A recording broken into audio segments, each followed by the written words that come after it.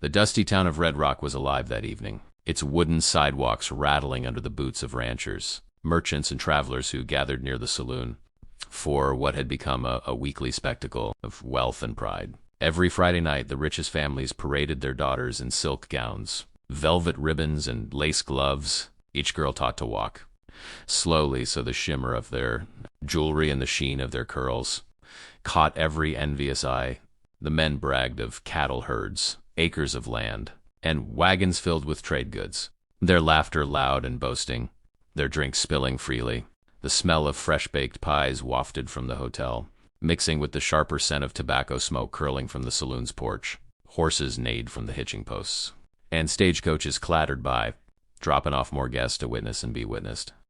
Red Rock loved its show of wealth, and those who had little stayed away for fear of ridicule. That is, until a creaking old wagon, pulled by a mule thin as bone, rolled into the square, its wheels groaning with every turn. The crowd paused, curious, then erupted in laughter the moment they saw her. A girl no older than 20 climbed down from the wagon. Her dress was threadbare, patched in places where fabric had given up, and torn at the hem from miles of travel. The color might have once been blue, but now it was faded into grayish dust. She carried nothing but a cloth bundle tied with rope, her shoes worn nearly through, her hair tumbling in loose strands around her tired face. One lady in a bonnet covered her mouth and whispered, "Mercy, did she come here to beg?" A well-fed rancher sneered. "Looks like she wandered out of the desert with nothing but rags." The children giggled, pointing at her shoes, while the young men exchanged mocking smirks. "She must have thought rags were fashionable," one said, drawing cruel laughter from the crowd. Yet the girl stood firm, her eyes steady though her cheeks burned under their stares.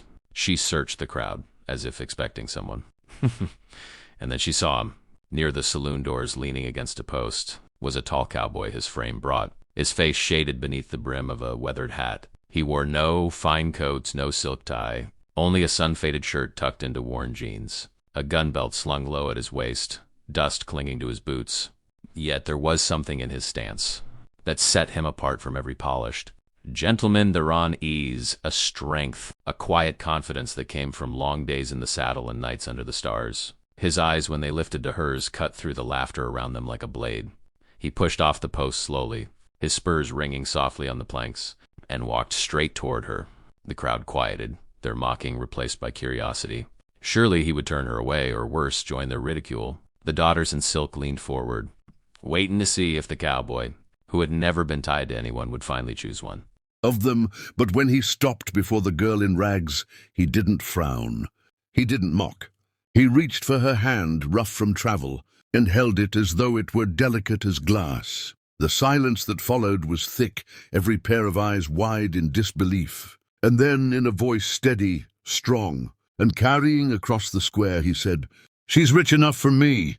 Gasps cut through the crowd like wind through a canyon. A woman dropped her fan. A man's cigar tumbled from his lips. Some chuckled nervously, thinking he jested. But the cowboy's gaze was deadly serious, his hand firm on hers, his presence like an iron wall against their mockery. "Rich enough?" scoffed one rancher's wife, clutching her pearls. "She's nothing but rags." The cowboy's eyes flickered toward her, calm yet unyielding. "Gold fades, cattle die, land burns," he said slowly, "but a good heart stays true. And she's worth more than every coin in your pockets."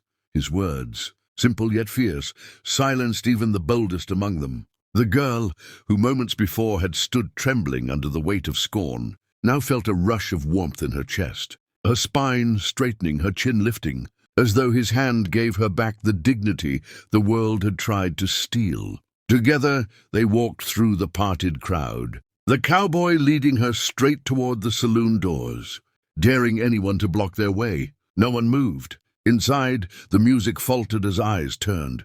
But when the cowboy tipped his hat and guided her to a table, the band struck up again, louder than before, as though even the fiddler was moved by the boldness of the act. Men whispered in corners, women gasped behind their hands. But the girl held her head high, her ragged dress no longer a mark of shame, but a badge of resilience. She laughed for the first time that night when he ordered 2 drinks and raised his glass to her, saying softly, "Let them talk. I see who you are." And in that moment she believed him. As the night deepened, stories spread like wildfire.